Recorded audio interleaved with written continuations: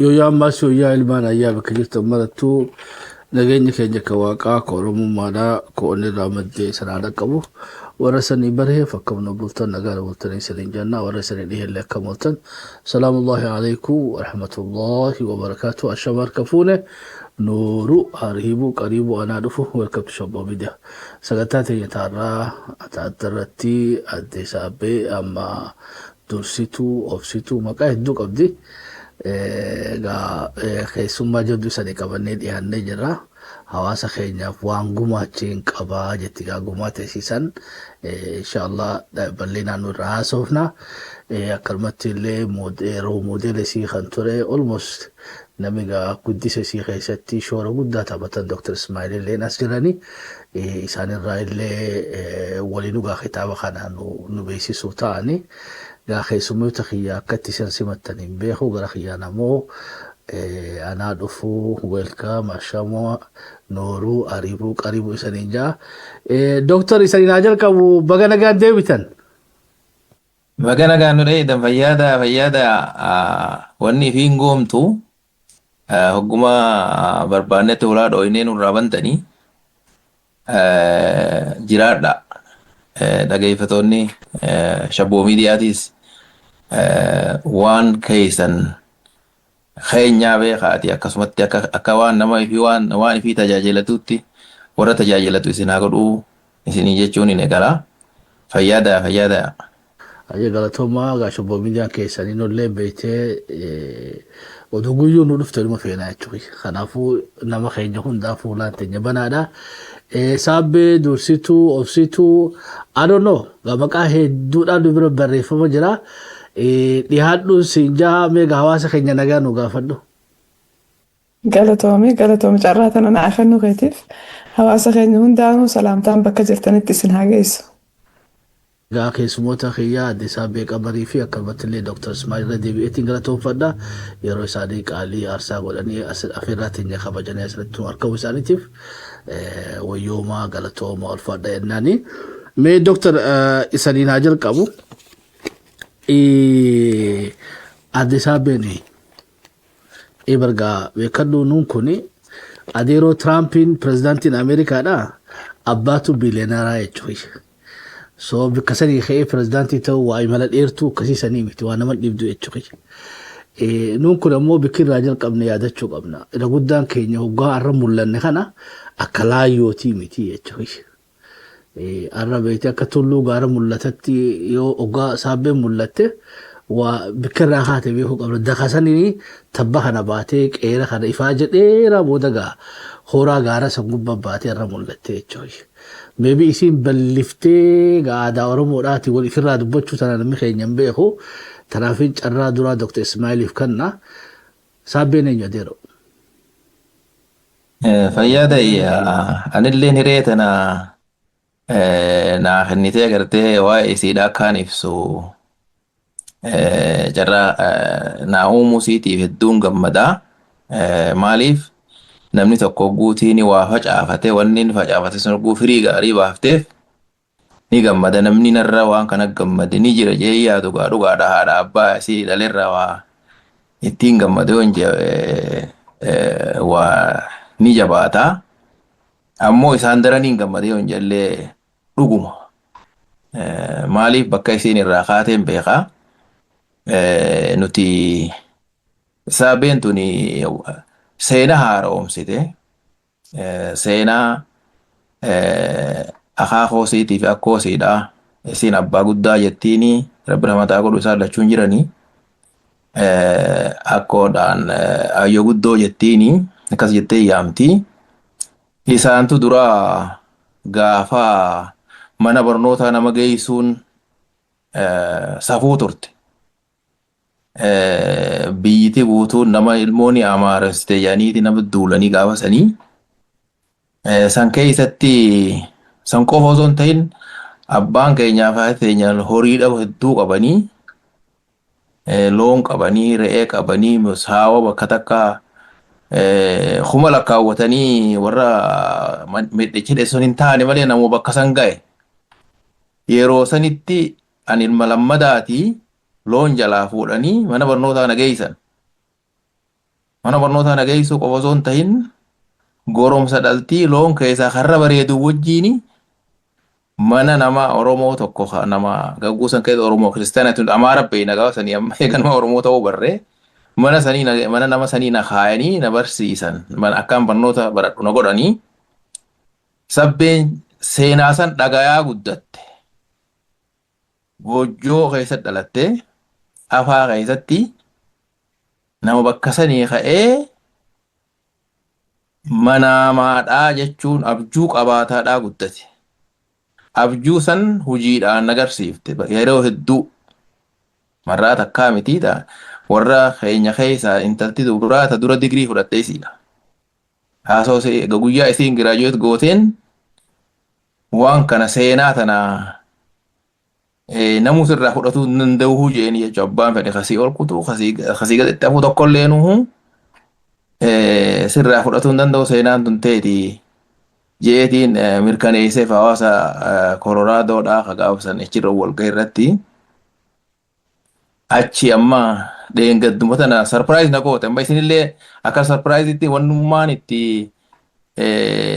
shabboo miidiyaa addatti nan mul'ateefu maali sarpiraayiz na goote nanillee sarpiraayiz hin godhe ulaa dha'ee guyyuma amma kalumatti himeetiin har'umatti baallama naa qabe shabboonii kanaaf jecha gadhattee seenaadha hojjette dursituu jennaan dubra torbaa waca hangafa dubra torbaati achirraa seenaa talammadaa kitaaba barreessutti ta duraati ijoollee daa'ima asitti warri faamilummaan keenya qoftiin ati ijoollee xixiqqoo dhibbaan lakkaawwannaa haati ijoollee siitiif kitaaba dubbistee hin jirtu. Mucaa hangafaa qabdii har'a mucaan hangafaa siidhaa kitaaba sii banateeti kitaaba haati biyya barreessite jedhee dubbisaa jechuudha. Kanaaf jecha gartee seenaa walfaan hojjetaa jirti. Tatti aantu kaasumarraa eegganna amma san qofaa miti dubra torba kanii isii duuba jiru waan isaan dalagan fuula dura isin ittiin as baana ta'a rabbi sanillee nu agarsiisu. Waan gurguddoo hojjetaniitiin harkaa jira. Haadha jabduudha. Obboleettii guddoo akka haadhaatti obboleeyyan isii booda bakka jajjabaan ga'aa jirtu. Tanaaf jecha gartee dursituun takkaasabbee wanni isiin dalayte seenaadha. Seenaa tana osootiin yarraan tana akkoon siidhaa haalima haalii qilee jedhaniini akaakoon siidhaa Yusuf Morfilaati osoo har'a jiraatanii harkanii silaaniin gammadaa tana daranii ammallee bakka jiraanitti rabbiin jannataan raffisu waan gaarii dalaguu siidhaa tuni nama addaa isii godha. Guun tana har'aan tana bakka tanatti waa isii tana ibsu dhugumatti irraa gammade keessaa hoo maqaa isiin kitaaba kana moggaafte. Samiin fagoo mitii jettee jechuudha. Har'aan tana wannummaan sun hogguu maqaa kana moggaaftu itti yaaddee dhugumatti samiin fagoo mitii san jette moo kami jeetiin gaafadhee bara. Dhugumatti gartee manaamaaf turteet irraa sanirraa waan kana jechuu dandeessee natti mul'ata. Maaliif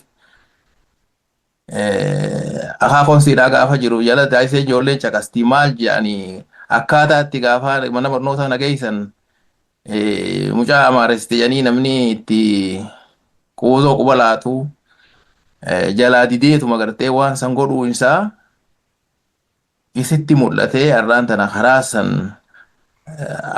namnummaan fedhee bakka fedhee hawuu bakka barbaade dhaquu akka danda'u ijoollee teenya hundaaf himaa jirti. Barnoota guddaadha. Kanaaf jecha gartee seenaan siidhaa kana fakkaata gaa. Nama bakka silaa gartee qarree san keessaa ka'ee har'aan tana bakkammaan tana dhaabbatu barnootaan digrii akkuma duree hojjetta digrii duraa fudhatte ijoollee teenya dubara keenya keessaa isii tangafaati. Kitaaba katabdee ammallee biizinasa geggeessiti. Tanaafuu gartee dalagaan siidhaa waan jabdudha. Guyyaa isiin dura na bira dhuftee akka baqattuutti biyya hambaa kana warra isaanii dura na bira dhuftee dibicha qonna tolchu goorannoo beekan jedhanii hoggusumaa ho'iin isii ilaalee namni kun wahii mul'isu taa'a irraa na mul'ate.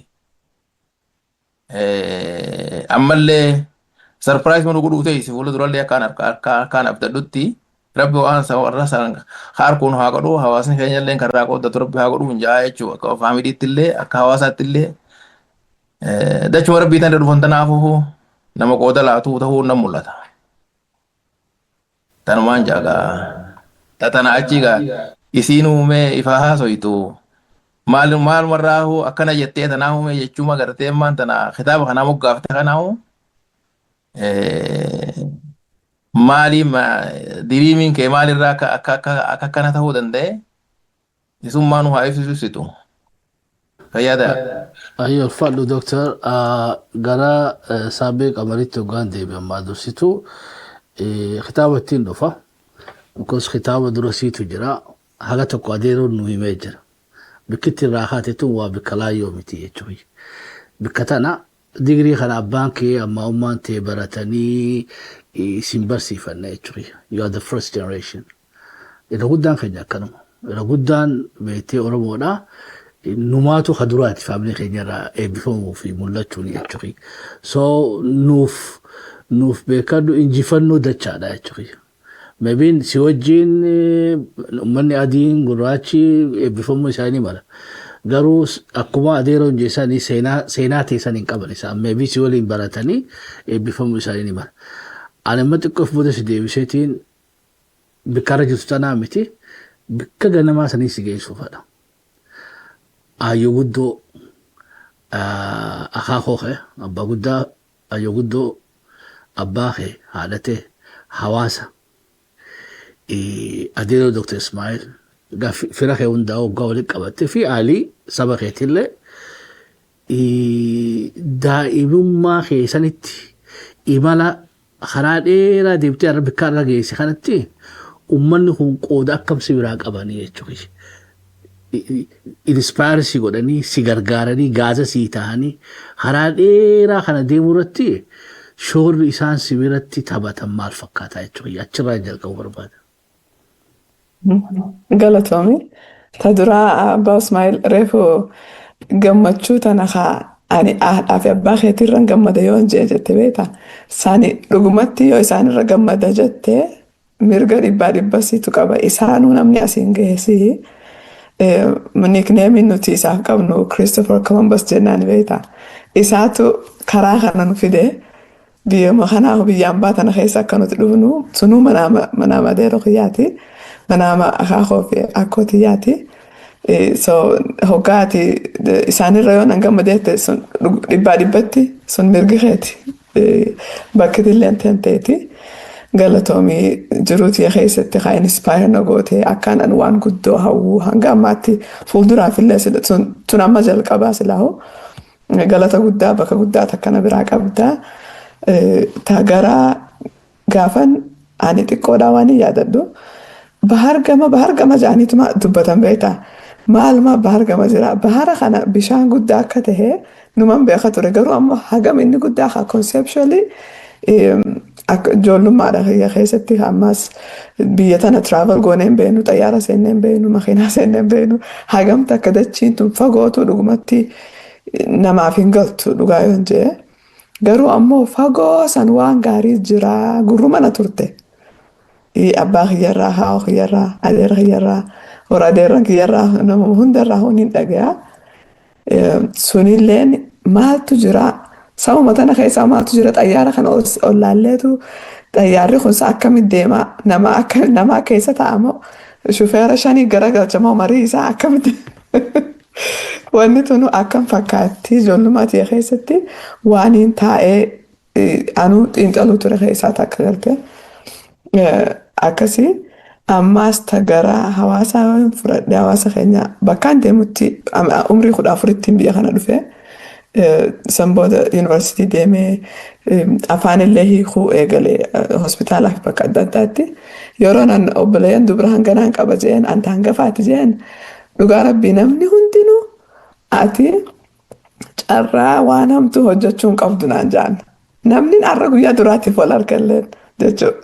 So amma gorsa mana keessatti harkachaa bahee fi waan warri mana ati kana godhuu qabda yoo ati tana qaceeltee ijoolleen nu qaceelti gartee jaanii san waanumaan itti guddadhe amma nama tokko kaniin guyyaa duraatiif harkifaa akkasitti jabaachuu qabdaati naan jaan sun daranumaa na jajjabeeste haa namni sunillee bakka guddoo na biraa qaba dhugaa rabbii maaliif namni takka hawaasuma qabaachuun wahii gorsa namni kanummaan simbeena kasii kan nukunilleen kennaa san hagam isiin gaariidha.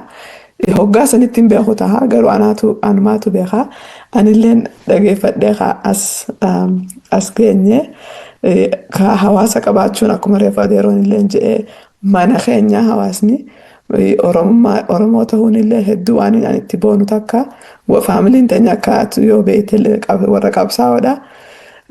Bakkanuma wanni adda addaa jiru tanarratti illee irra buutee jirtu ammallee Oromummaa keessan jabeessaa eenyummaa keessan jabeessaa ja'anii nu gorsaa asiin nu ga'an haa galatoomanii namni bakka irraa dhufe beeku namni eenyummaa ifii beeku jiruun tun oliif gad qabdi waan fete wanni fedhe dhagaa fedhe yookiin gaarri fedhe si dura dhaabbate illee maatiin qabaa yoo beekte hawaasaan qabaa yoo beekte waan san irra dabruun yookaan waan san injifachuun namatti hin jabaattu.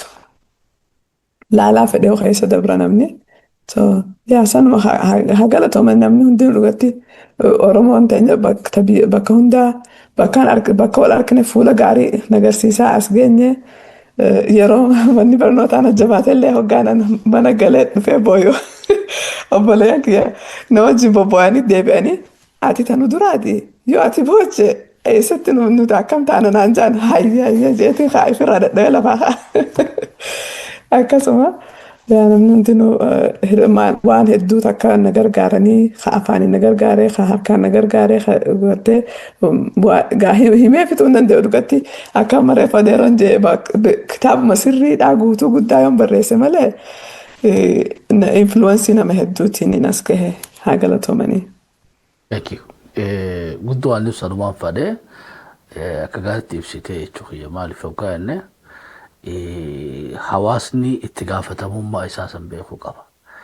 Yoo beektee daa'imman keenya irratti investii goone akka abbattis even akkuma haahottii fi adeeranii fi eessumaa fi habooleedhaan hawaasaan sabaan yoo ganamaan beektee kunuunsa bareechine beektee nama akka keetii kana oomishuu dandeenya. Yoo kana godhuu baanne immoo beektee oomishuu teenyu Hawwaatee nu godaansisu san ta'a jechuudha. Yoo mootummaa seenillee kan nama fi ajjeesu yoo magaalaa dhaqallee haatu hawaasa ifumaaf gatii habala beeka waan facaafate ifumaaf hammata kanallee beekuu qabanii jechuudha. Kanaafuu gaa'ela deebi'ee maqaa shabboo miidiyaadhaatiin koongiraajulaashinii jechuu barbaada. Maqaa keetiif maqaa Dr. Ismail illee warra beektee si kunuunsee asiin si ga'e haahoo fi akkoo teetillee aalii teetillee fira keetii fi hawaasa waliin turtan biyyaa fi alallee waliin jirtan isaan hundinuu baga waliin gammanne jechuun ni barbaade. Gara doktoratti hoggaan deebi'u I think Oromoon akkatti daa'ima guddifatan irratti ekspertiin Oromoo ol waan hafenatti hin fakkaatu gadaa keenya kalaallu taane guyyaa ati dhalatte irraa hamma beektee guyyaa ati duututti siistama beektee gadaa keessa lafa kaa'anii amatti akka raayilaa amma 8 kunuunsa akkamtu si barbaachisaa waggaa feeziitti aanutti amata 8 raayilaa 16 rooliin kee jijjiiramaa kunuunsi kee jijjiiramaa si qopheessan jechuudha. Namni liidara ta'uu deemu iskoolaarshiippii amata 40 booda liidara ta'a jechuudha. So isan boodaas amata 40 tajaajilee ba hoggansaa fi ilaa ritaayimantiitti aadaa gadaa Oromoo keessatti amata 80 takka immoo kanatti gadaa moojjii taate. So hawaasa roolii fi beekuu jechuudha. Ifii jalqabnee har'a addunyaan nurraa barattee deebitee gaa urti booda'annee hawaasa irraa barachuun dirqama nutti. Dooktar mee wanni si gaafadhu waan kaleessa itti addunyaa dursine har'a booda'annee beeka dhugaa dursiituun ammaa masaabeen carraa qabdi malee meeqa keenyaatu akka maatittis akka hawaasattuu dirqama keenya bahaa jirra. Biyya keessaa biyya keessatti. Biyya alaa xiqqoo meebii namni dammaqeessanii qaba. Biyya alaa kanatti caasaan kaleessaa hawaasummaa qabnutu xiqqoo waan laaffatteen fakkaattu jechuudha. Akaakoo fi akkoo miti haadha abbaan hagamta akka daa'imman ifii quba qabanii ifiifuu warra harkaa qabanii hawaasummaan teenya tunu bakka kaleeni jirtii bakka tanarratti tokko minaati qabdu maali? Hawaasni keenya yoo waan irra dursituudha kana halluu baatan dursituu biraa saabbee biraa hawaasi kun horachuu danda'a jedhu. Fayyada egaa dhugumatti gartee waan nama hunda yaachisulleedha. Walillee yaadachiisuun barbaachisaadha. Hawaasni kun waan sila barbaachisu ilmoo isaatiif godhaa jiraahi. Wanni irraa irratanii jiraahi. Dhugaadhaan hawaasni tokko hawaasni gabrummaa jala jiru. Gabrummaa jalatti mataa gabrummaatiin guddate rakkina ni qaba. Maali akkuma reef jalqaba jee gaafa abbaan kiyya mana barnootaa na geessu. Sheekkanuma keenya qabsilaa amantii barateetu abbaa kiyyarra dhiibbaa godhuu ture. Maaliif ni amaareessanii jedhanii jechuudha. Dhugumaan wanni sun ni gooti. Maaliif mana barnootaa dha'ineetii ganama du'aayii nu gooyisan abbaa taachi noo basamaa himmetti noor jennee du'aayii goonee islaama irra guddaan ijoolleen guusa baqsanitti baratu dhugaadha. Gaarii san taa'uun magaalaan biyya teenyaati magaala bakka dha'ineetti barannu. Kanuma akkasii irra guddaan islaama. Kana mataa qaqqabannaa. Ija jalaan du'aayii godhutti hin jiru nuti warri gartee islaamaa ni beeyna wanti kun akka roongii ta'ee akka isaaniitti waan masonna godhuu isaaniiti. Nu jalumaa dinne malee guutiin ijoollee islaamaan dhibboota hedduun lakkaa'amtu mataa qaqqabachiisanii du'aayii isaaniiti nu goosisan. Numa godhuu isaaniiti. Sheekkan keenya sun illee gartee waanuma san harkaniiti. Sirni gartee ture suni hara guddinaarraa daangaanu godhee jira. Ammoo akka hawaasaatti kanuma akkasii dandamoota qabnaa waan juun qaban. Ammoo himatan beeyne malee amma saabeen guutiin biyyatan dhufan obboleeyyan siitii wajjin obboleeyyan torba dubra torba bakka takka mana keessa haadha abbaa mana barnootaa sirnaan hin dhaqanii hin turin wajjin guutiin dubri babbareedaan kun haasilaa dhiirti meeqa heerummaa fi fuudhumaa fi kanatti hawwitu mana keessa wal qabanii tokkoon isaanii gufuu takkaan malee mana barnootaa deemanii digirii babbareedduu nama dinqisiiftu guu argamsiisan. Wanni sun akkanumatti hin argamne. Hawaasni guyyaa ni yaadada guyyaa dura saabeen giraajuweet gootuu dhaqeetiin giraajuweeshinii isiitiif sermonii irra dhaqnee hooliin guutuudha. Seenaa isii dubbadhee gammadanii hundi badhaasa kennee fi harka dhaweef. Osoo akkasii harka dhoof baatanii. Tarkaanfiin itti aantu dubrii isii boodaa sun deema hin deemne. Dubrii sun hundi ha digirii lama fuudhu ha sadaffaallee warra dhaqee jira keessa. Marraa sadii nama giraajuweeshinii sermonii godhee jira dubra isaanii dubra obboleeyyan isii keessa. Kana hunda hawaasa sirra qooda fudhatee harka dhawee fi giiftii kennee fi maal godhee jajjabeessee oofaa ture. Qooda keessaa qaban ammoo himataa jiru. Hin himatanii tana goonee hun beekanii jechuudha. Maaliif amma gorsiisiin jettu suni bakka jiranitti bakka na harkaniin namni hangafa taanaan jabaadhu badii ati dalayde hunda si booda warra si booda hunda miidha jedhanii na himanii jettu. Amma namni hedduu waan san amma isiin nama waa gartee qalbeeffatu ta'urraa waan sanuu qalbeeffatte malee irra hedduun nama sanuu yaadatu hajeen sun illee ni yaadatu hanjaameen illee ni yaadatu. qalbii qabeessummaa siin nama agarsiisaa jechuutu nu jabeenya sababeen qabdurraa waniin harkerraa takka tana. Kanaafuu isiin addaa wanni irra jechisiisu waan kanarraa ka'eeti tan hunda laaleeti. Asumaanuu hawaasa keenya Koloraadoodhaa isaan san hunda harka qabdanii kanatti har'a saabbeetu bakka sana jira malee nama sadarkaa gurguddatti hanga sadarkaan isteetiin namni kun nuu malee jedhe isaan istiimii yoo takka ammoo obboleettii jira bakka biraa isteetii biraa dhayitee isteetii biraatti qaraatiidhaan sadarkaa maastarii fudhattee deebitee poolisa sadarkaa hoogganaa keessa jirti. Amma san isteetiin nuu malte jedhe deeffatan achirra isteetii isaanii deeffatan nama akkasii fa'aa obboleettiin siidaa jira. Hanumaan akkasii ijoollee isaanii keessa ijoollee dubarii jajjabduu bakka jajjabduu digirii irraa olii piroofeeshinii harkaa qabanitti warra qabu jira. San hundaaf qoonni isiidhaa laafaa miti qoonni hawaasa sanillee akkasuma jabaadha. Himatanii goonee hubeekuu jechuun waan juun mataa keessa jira jechuudha. Kanaafuu asumaanuu galatoomaan jaan isaan hundaanuu wanni isin goota waan laaftuu miti. Hujii teessaniitu firiinsiidhaan mul'ataa jira. Ijoolleen teessanillee gartee fakkii jara kanallee akka laallattu yoo gartee barbaaddan waan firii facaafattan tana jabee isaatii mul'ifadhaa waan juun asumaanuutti dhaamuu barbaade.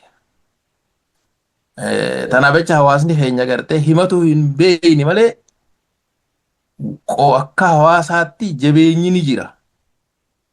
Amma ijoollee biyya tana dhalatte amma isin bira ijoollee Awustiraaliyaa dhalate afaan Oromoodhaa akkanuma biyya dhalatee dubbatu garra. Nin himanne malee uummanni keenya waa hedduudha godhaa jira. Akka hawaasaatti ifillee tuffatuu hin qabnu ammallee bakka jabduu teenya jabeeffannee laaftuu teenyallee hanga dandeenyutti gartee bakka laafina qabnullee laafina keenyallee wallaannataadha. Ilmaan keenya akka isaan waan irraa eegganu takka akka nu isaan gumaachan godhuun yoo gartee jabeenya keenyaa fi laafina keenya laallee ifillee walitti hinde wal jajjabeessine ta'a sana asumaanuu galatoomaan ja'anii jechuudha. Tanaaf jecha gartee wanniin guddoo homadhu hedduu hin jirtu wanni hin jiraanneef maali? Pozitiif nuti dalee nuti irra guddaa ammaadhaan tana ijoollee Oromoodhaa gaaruminaan himan. Maaliif hawaasni addunyaarraa sirna baqattummaatiif waan akkanaatiin biyyaan beekuun miidhaa gurguddoo gaangii jira maalii jira waan adda addaa jira. Oromoo bira waan akkasii guddaan agartu. Gaangii Oromoon dhageenye agaarraan tanaatti. Sunuu jabeenya hawaasa agarsiisaa jechuudha. Tanaaf jecha gartee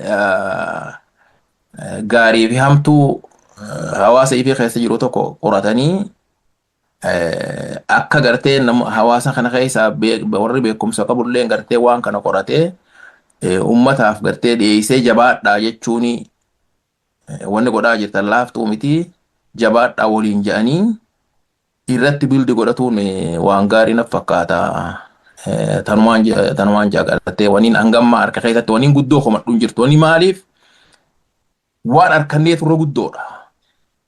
Akka hawaasa biraatii walumatti qabne ilaalu warra hawaasni addunyaa tana biyya keessaa biyya Ameerikaa tan keessa jirtuun biyya baqattuudhaati.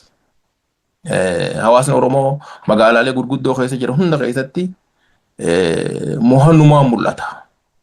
Akkuma faamiliitti illee magguun achi ilaalee haruma gaarii irra deemaa jirra. Lakkoofsa nama faamilii gurguddoo naannoo kana keessatti jiran keessa tokko jenereeshiniin itti aanu waan guddaan akkas bahaa jiru nan mul'ata. Dursituu nu hangafee. Tanaaf jecha gartee waan dalayni itti boonnee tanurraa haftellee barbaaddatumaa nurra jira malee gartee if qaqqabuun if toffatuullee nurra hin jiraatu bakka irraa kaanee fi bakka amma jirru golmoddii qabne ilaalu hawaasa gabroomee tokkotti. maaliif ummata gabrummaan biyya tana dur fidan akkam amata dhibba meeqamooda akkam isaan akka jiran gulaallu nuti kabooda dhufe kun shanyii biraatii miti jabeenyuma hawaasaatiitu eqqoo isaan irraa adda nu godhe malee shanyii biraatii miti nuti fi isaan tokkuma ummatuma keenya ilmaanuma keenya dhufe irraa darbee biyya tanatti amata dhibba meeqa booda sirnilleen isaan awwaalu ammallee awwaalchisan jala sossoohuun isaanii hedduu jabaadha. Nutis gartee akka hiree ta'ee ummata gabrummaa san keessa ture gabrummaan adii fi gurraachaan qabdu namni nama goromsu miidhumaa namarratti oofaa nama jiraachisaa isin namaa miti jiraataa baane naannoo nuti qubannu mannoota jiraataa hin turre san keessaa tarkaanfannee tarraan tana bakka tana dhaabbanna hopefully jecha irraan tana dursituun kitaaba irratti oguu katabdu taayitila isin lafa keessa kun ijoolleedhaaf hara agarsiisaa waan ju'uun qaba maaliif samiin daangaan qabdu bakka hedharraa haatu bakka namaa dhaquu ni dandeessaa akka namaa ta'uu ni dandeessaa hujiin agarsiiftee fuula durallee wama guddorraa abdannaagaa yeroo guyyaan kun kasiidhaati duraan fixu mee isiirraa waan isiin nuun jettu gartee irraa hedduu jaqafni irra gaariidhan jecha tokkoon itti ta'uu barbaade jaartii takkaatiitu barsiiftuun siidhaa Dr. Sheelii jaaniini yoon gartee jecha isiin jee duraa jee gartee dhiifama anaa gootu miciyyoon tun gaarummaasiitu Oromoo na godhee jettee jechuudha. Gaarummaa isiidhaatiitu Oromoo na godhee jettee jechuudha. Walgiraajooshii sina jecha san jette. Waan san dhugumatti keessatti arkee dhugumatti sabuma siitiin Oromoo faamilii hunda jaalatti Oromoo hunda jaalatti jaartiin sun. Kanaaf wanni gartee dursituun godhaa jirtu waan guddaadha irraa eeyin ammallee gaa rabbiin jiraachisee nu garsiise garre yookaan kaan hawaasni Oromoodhaa waa guddoorraa eeggatu qabdanii hin jaa jechuudha sumaanuu. Isiilleen tatana firra beeytu rabbii si haa godhu jeetiin itti dhaamaga. Ayyoo ulfaadhu galatoomi. I think ammallee dalagaan takka si biratti haftee na fakkaatti Dr. Ismail akkuma irra dursituu fiddeetti isaan kun torbaanan jette. Torban keessaa beekti torbanuu sadarkaalee irra gaanee jiraadha. Tabeetee isteenillee deebifatee jiraadha. I think hawaasni keenya namoota akkanaa namoota akka dursituudhaatiif obboleeyyan isiif duratti arkuun tuni beekan wayii tolchitii jechuudha. Samii imala gara samii isaan bareechitii jechuudha. Kanaafuu hedduu nuti amma siyaasaa keessatti waan negatiivaanii sammuu namaa doochaa jirra. Wanni akkanaatu ammoo gaarii ugaa cinaachatti itti daane hawaasa haareetti sheep nu godha. Asumaanuu afeerraanti akkuma isii fiddeetti warra hafees fidii hootu. Warri biraatillee ijoollee beeytee Austraaliyaa keessatti, Awurooppaa keessatti, Kaanadaa keessatti, USA keessatti jenereeshina qubeedhaa kan beeytee har'a samii tuqaa jiru kana wal barsiisuun wal garsiisuun isaan jalaa illee meeraa jiru kanaafillee fakkii gaarii ta'anii beeytee amma Austraaliyaatti lakketa amata lama dura mosadii dura South Africaatti dhalattee dhuftee afaan Oromoo akka ajaa'iba beeytii barana giraajuweet taate namoota akkanatti beekadhu lafa'an kana hawaasaan wal barsiisuun gaariidha. Gara dursituutti hin deebi'a. Amma gaa sa'aanuu narraa dhumaa sodaadhe malee wanni seenaan xuunee beekadhuma tobbaleen keetiitii fi your journey waa'ee akkatti iskoola kee baratteef kun hundinuu waan if danda'e ammoo maybe sagantaa itti aanu irratti siif obboleen keetillee dhuftanii achi keessatti yeroo biifadhe feezii itti aanutti si odeeffadha. Guyyaan irraa immoo guyyaa kitaaba keetiiti. Kanaafuu kitaabni kee narraa dubbattuu gaammee jeetti beektee na homataa jira. Kitaaba keetii irratti si deebi'a. Ta duraa gara kitaaba barreessuudhaa maaltu si kakaasite akka. Lammaffaadhaa waa hedduudhaa katabuu dandeessa. maaliif daa'immoota beekte ijoollee filatte ijoolleedhaafoo maaliif tooppika kana filatte kun hundinuu waa walitti hidhaadhaati jechuudha. Fakkiidhaaf ijoollee sheekoo waa'ee leencaas ka ta'uu nama dandeessa jechuudha. Waa'ee jeedalloodhaa waa'ee biraatu hedduuta ijoolleedhaa himanii jira. Ati ammoo bikkitti irratti xiyyeeffattee sammuu isaanii kana kunuunsu. Akka nama isaan kana harka qabee goblaatti godhee beetee samii san tuquu sanitti garsiisuu jirta jechuudha. Isaan kana viizhinarii godhu jirta. Isaan kanaan biyya deessan jechuu jirtaan. Guutumsu jirta jechuudha. Maaliif kitaaba barreessuun si barbaachise? Maaliif ijoollee irratti xiyyeeffatte? Maaliif tooppii kana filattee dursitu? Gaaffii bareedduudha galatoomii. Dura amma adeeroonis yeroo hedduu isin waan ajaa'ibaa dalaydanii maaliif baayogiraafii hin barreessine fa'aa jedhee encourage nu godhu ture yeroo dheeraadhaaf jechuudha. Amma taa'eetiin itti yaade amma baayogiraafiin kun guddatee nama guddaa faatu dubbisa. Jecha hedduu fa'aa keessaa qaba, fuula hedduu qabaata. Ani ammoo akkuma reefu jeesanitti namoota nama dura na gorsaa ture, yaada babbareedaa naa kennaa ture. Wanni kun akka bakka gaarii naaf akkanaan waan gaarii godhuu yookiin immoo akkumaan ani eenyummaa kiyya kanaa itti boonuu na goote. Population demographic choose gootaa miti yeroo takka ogaa projectii ta'uu gootu itti ilaaleetiin waan namni amma dura naaf godhe anillee nama biraatiif godhuun qabaa. So namni biraa sun eenyu ta'a? Manguddoo moo nama umrii iddoo galaatti moo ijoollee? Fuucharri keenya yookiin fuuldurri keenya ijoolleedha. Ijoolleefiin kitaaba tokko barreessa ka ayidiyaa ka yaada gartee namni kun ijoolleen tun fuuldura akka arkitu hawwitu isaan gootu. Ammallee maatiinleen wajji dubbisuu danda'an. Kitaaba kanaan afaan Ingiliziitiin hin barreesse ammaan tana sababni illeen yeroo literature afaan Ingilizaa so gayaa qaban librariin cornerii hundarra jira biyya kanatti. Garuu ammoo amma yoo suuraa iskiriinarra dhufte kana ilaalte uffata ijoollee tanaa maal uffatan? Yeroo takka waan hin argu ijoolleen teenya huccuu aadaa uffadhaa hoggaa ja'aniin itti saalfatan fa'aadhaa hin fedhanii akkuma ijoolleen tun uffattetti hin uffadha fa'aa ja'anii huccuu moodernii fa'aa uffatan yeroo haajaan jirtullee tokko. Wanni sun hedduu na dhaga'ama waan jecha akkasii hoggaan ijoolleedha dhaga'u. So amma yaadni kiyya kitaaba kana takka aayidiyaa yaada guddinaa kan wannummaan feetee ati waan san yaadnaan wanni sun ni taati jettu of keessaa qabaa. Hin sodaatinii gartee manaama kee yookaan viizhinii kee hin sodaatinii itti fufite jettu qajeelfama gorsa of keessaa qabaa. Itti aansee immoo afaan Ingiliziitiin jira. Sababni isaa yoo amma fakkeenyaaf nuti Colorado jirraa miti Denver magaalaan guddoon Denver Public Schooliin isa kana yoo namni heddummaatee bitatee ammallee populationa jira nama akkanatti uffatu jira Oromootu jira gartee beekanii isaanilleen incorporate godhuu danda'an kitaaba kana iskuula isaanii keessatti. Hoggaa akkas godhan ijoolleen maal gooti book report irraa barreessiti. Hoggaa fuula kana ilaalan haa miciyyoon tun na fakkaatti jedhan. Ammallee akka keenyatti uffatte. Akka ummaanti jettee uffatte. Suuraan tun illustrate taatee jirti as keessatti fuulli hundinuu tokko barreeffama qabaa tokko suuraa of keessaa qabaa. Kitaabni fuula 32.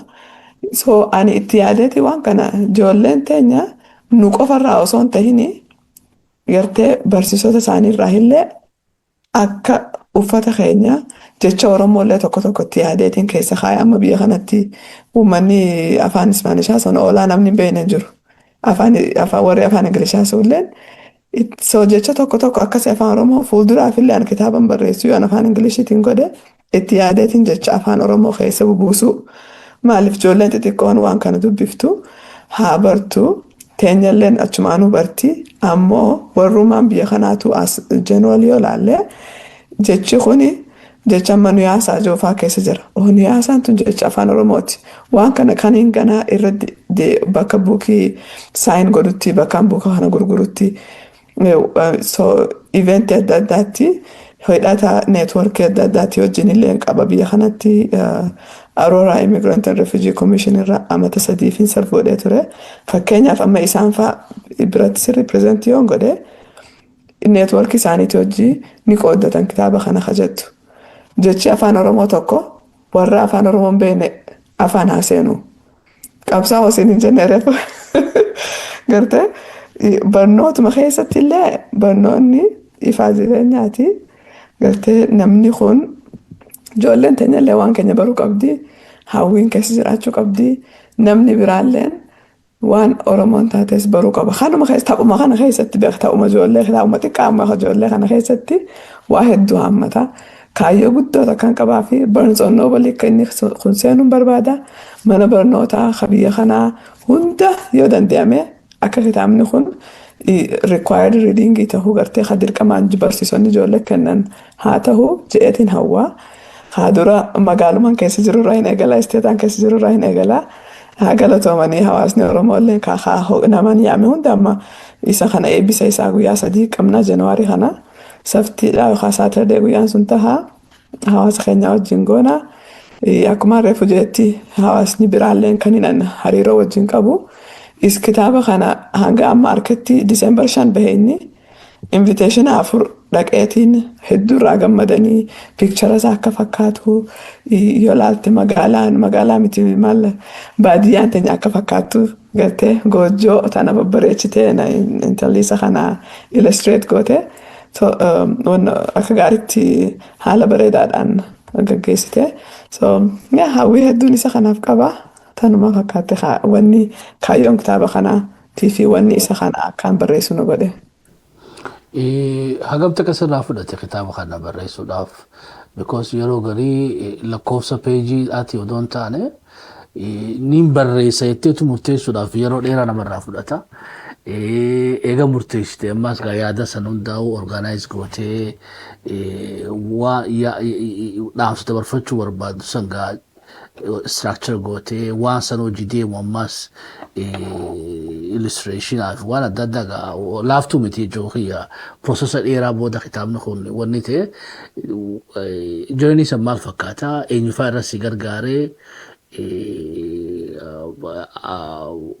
hagamta ka irra laffaate hoggaa fixxeeyoo satisfaction si dhagahame akkamii jechuudha gammachuu akkamii si dhagahame.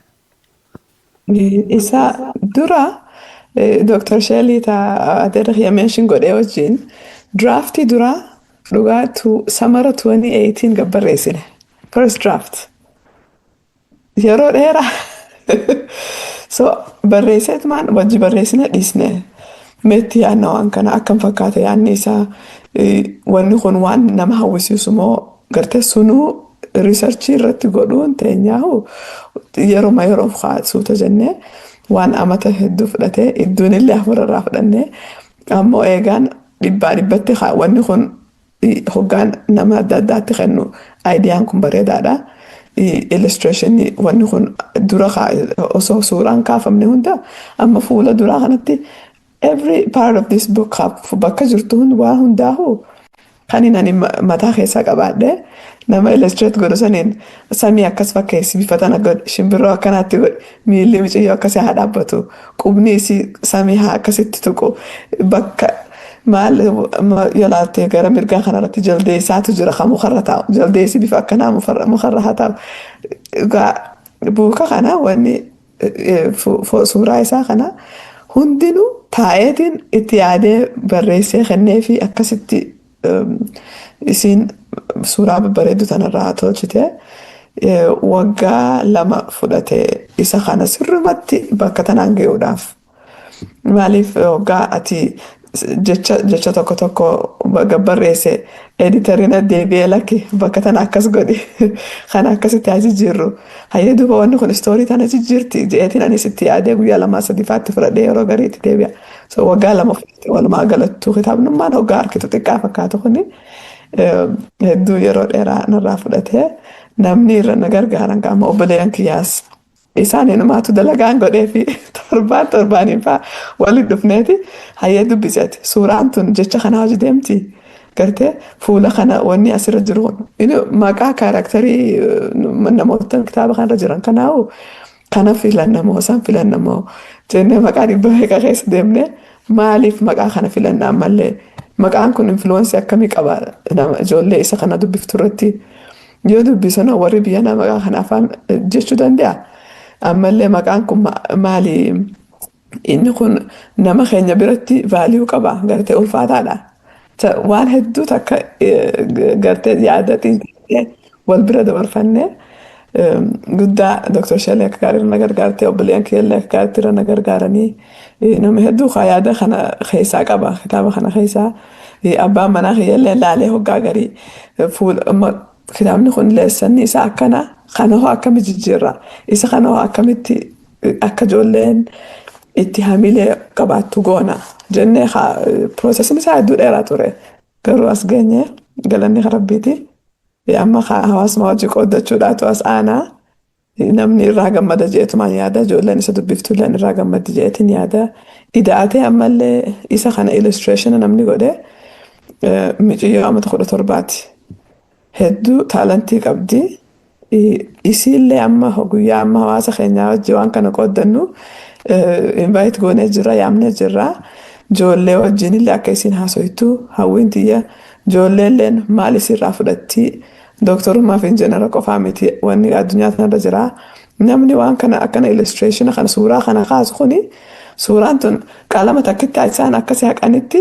maallaqaa gartee sunis hedduu barbaachisaadha gara aartii fi kanatti xiqqoo if duba jirra gartee yoo ijoolleen hawaasa keenya keessaa waan akkana hawwii qabaatu yoo jiraatte yaadni akkamitti waan kanarra si gargaara akkamitti ati best isteeta jirturraa haa ganda jirturraa ati akkamitti tokkoffaa si goona gartee akkamitti warri professional lama buuka ijoollee barreessan gurguddaan faani si arkee gartee ijoollee hawaasa keenya keessaa waan kanarratti hirmaachisa yaadni kiyya sunis yaada tokko ijoollee guyyaa eebbisaa kana dhufan kanallee waan sirriitti itti dhaamsatti dhaamu keessaa tokko.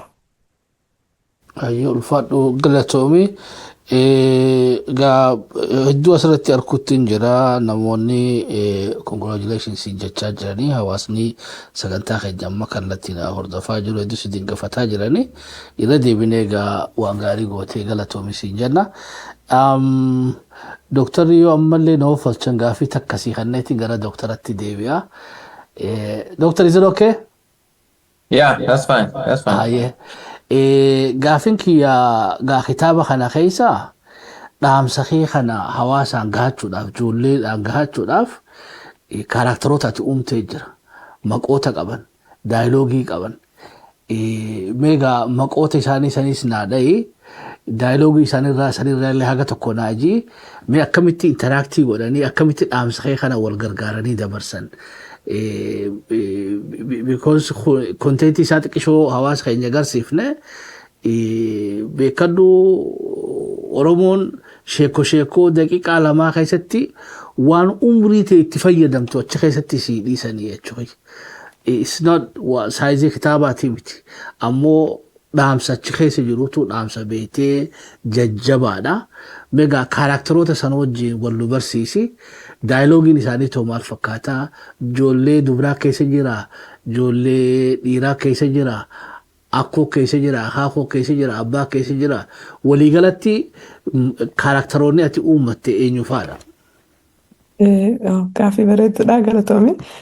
Ta duraa maqaan kulanii keessa jira ibsaa keessa jira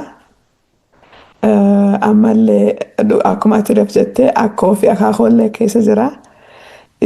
Walumaa galattu amma istooriin tuni ijoollee miiciyyoo takkaatu dura teessee ganamuu laalti samii tana guyyaas laalti samiin tun maaluma fakkaatti dhiiroo akka bishaanitti deemti moo akka miila fardaatti jajjabduudha akka miila fardaatti jajjabduudha moo samiin tun maal fakkaatti akka qilleensaatti deemti moo maali wanni akkana narraa fagoo jirtu tun.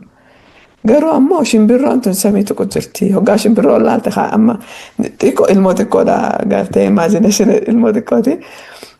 Samiin tuni shimbirroon ganamuu numa laala shimbirroon samii tana ni tuyxi gartee ani hoo maaliifin hin tuyne samii tana jetteeti yaaddee mucayyoon deebitee hiriyoota sii lama fudhattee koottaa jetteen arraantanii deemnaa samii tana samii muyni tuqu samii shimbirroon tuyxu wanni nuti hin tuyneef hin jirtu nu haasaa jaanii ijoolleen baadiyyaa keessa jiranii manni isaan keessa galanillee goojjuma amma suuraa as gubbaan arkitu kana diiteeliin fuula kitaabaa keessa jira osoon istoorii guutuu siif hin himne wal gabaabsee isaan kaanii deeman samii tana tuqu qabnaa gartee manaama sani gartee waan fagoo fakkaataa kanallee jaanii deemanii wal himanii hayyee baadiyyaa keessa jiranii gaara ifii olitti kan harkanii miti qiyaafataniiti hisaaba godhanii muyni irraa dheeraa gamas jiru sun gartee samii tana tuqu jira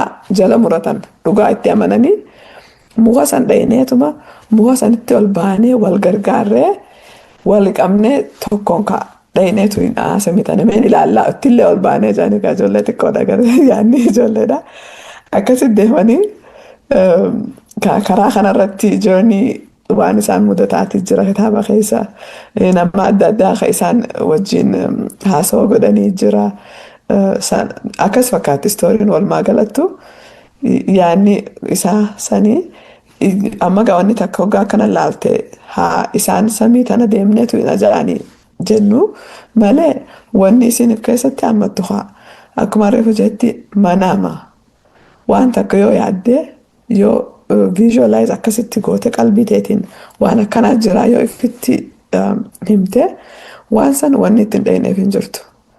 Ilmoon tuni xiqqeenyatti kan nama mata 7, 5, 6 waan kana yaadee deemee miti. Namni kun beekee yoo silaa nama xayyaarallee numa tolchu tahaa. Xayyaarri duru tolee jira garuu immoo waan biraa jira addunyaa kana keessa gartee.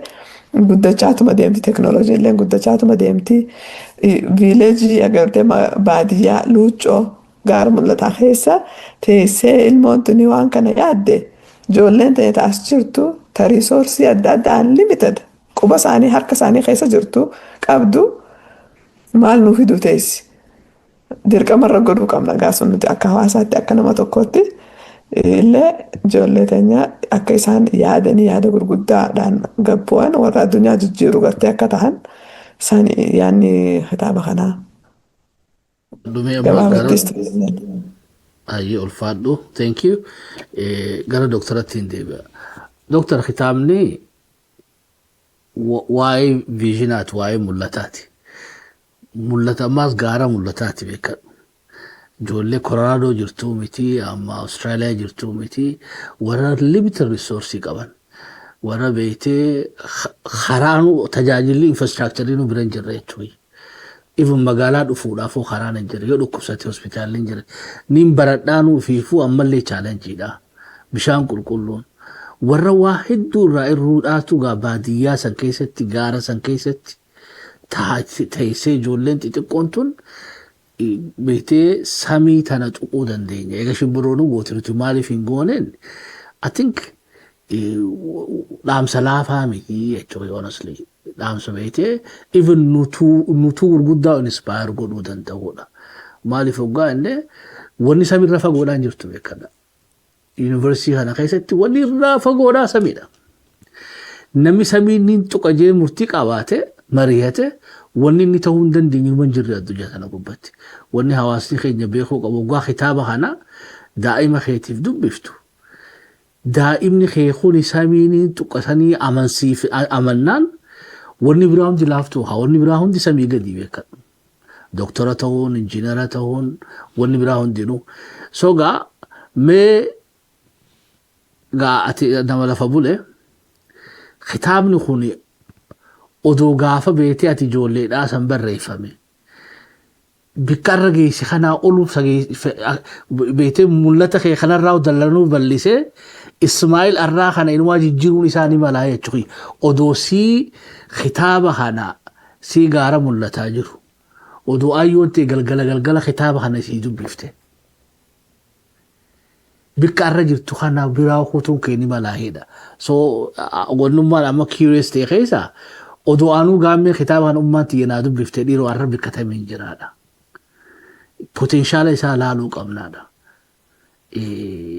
Warri irraa addunyaa jijjiire kana hundaa'u wahuma haati beetee itilli irratti amma siree irratti galgala odoo hin rafne itti qaraatutu sammuu isaanii sheep godhee possibility san hundaa'u waan achirraa sinqeeffatan galaa fudhatanii irraa addunyaa tana hundaa'u jijjiiranii jechuudha. So Dr. Ismail odoo kitaabaan si daa'imaa ayyoon ta'e itillee gubbatti galgala hunda si qaraate bikkatamii nagee isaa jettee yaaddaa jechuudha. Samii san tuquu kenni mala. Dhuguma fayyaaday waan bartee waan ajaa'ibaati wannummaan itti gartee sababiin seenaa ajaa'ibaa dalaydee wanni na jechisiisuufu bakka nuti irraa haane sanii fi bakka ammaan tana isiin irra gahaa jirtuu fi fuula durallee isii keessaa mul'atuutu kuma reefu jee dibicha qonna tolchu goorannoo beekan jaanii isii xiqqishoodhaa ijoollee amata 14 tana bira dhufte guu isii akkanuma laaleetiin maaliif nama ogguu ati bira teessu dheebuu yoo si dhagamte osoo ati deebishaan naa kennin jennee si keessa garti. Unique nama addaati. Hanga masuraa jecha kan hin jeennatti hin fakkaatu. Nama akkasiiti dursituun. So waanuma sanuu gartee akkasitti gartee waan bareedaa kanaa bifa kanaan lafa kaawwasidha waan addaati. Waan kana haadha tiyya jechuuf hin jiru waaniin keessatti harkeen qaba haadhuma tiyya taasisa gartee takkaa mana barnootaa hin dhaqin. Tamanni barnootaatii fi bakki biraa adda ta'uu addaanuu hin beekneetu guyyaa akhiramuudhaaf guyyaa torbaan tokko hafeef biyya isin eega dhukkubsattee isin gaammatana loomtee isaa barnoota jettee biyya qabriin tiyya ganda keessa ta'uu qabdii dhiifama jechuutti dhaammata qabdii dhaammata saniif biyya geessine kana telefoonaan dubbise. Michiyoo tiyya guddoon aanneen maaliif jirtii naan jette naguma jirti jennaan naga jiraatuun hin beeka Ameerika jirtanii. Qaraatii si barnoota si maaliif jirtii naan jettee na gaafatte jechuudha. Jecha si kabootaa. So dursituun akkummaan siituu kitaaba san nuun dubbisin malee akka nama akkasii taateetu irraa nan mul'ate. Tanaaf jecha gartee gaafummaan tan abbaan kiyya fuudhee mana barnootaa na geessu namni gaafa sanitti amata 50 duraa beekanii inni sitti mukuun barnoota wanni jamu naannoo kan isaan jiru namni mana barnootaa nama geessu jiru abbaan kiyya qaraatii islaamaa tan namni gartee muka jala baratu sun kan darasaan namni kudhanfaan mana keenya taa'ee baratu nuti biraan baranne mana qaraatuma islaamaa namni muka jala baratu sun yeroo sanitti. Obboleessa kiyya guddaa kanarra guddaadha amman jiru rabbi nama taa godhuu fi loon tiise malee sanuu baratu hireen harkan maaliif irliidha isaa isuma yaangiidhaati loon horuu bakka loon isaa baratti horanii loonii fi hoojuma adda addaa kana wanna godhee hedduu ijoollummaadhaan biizii nama godhe kanuma akkasii hubannoota waa'ee barnoota kana maaltu waan san tiriigar godhee ajaa'iba natti ta'a. Loon jalaa namni ijoollee silaafuu sanitti namni loon akkasii qabu akkumatti eegee loonitti ijoollee hidhan yaada malee ana barnoota kana geessuu qofa osoo hin ta'in goromsa loon keessaa har'a bareedaa waliin qabanii mana namaa na geessan. Ta'uu san waan san hayyamtee san goosiftu haadha. Haadha jechuun waan taphaatii miti.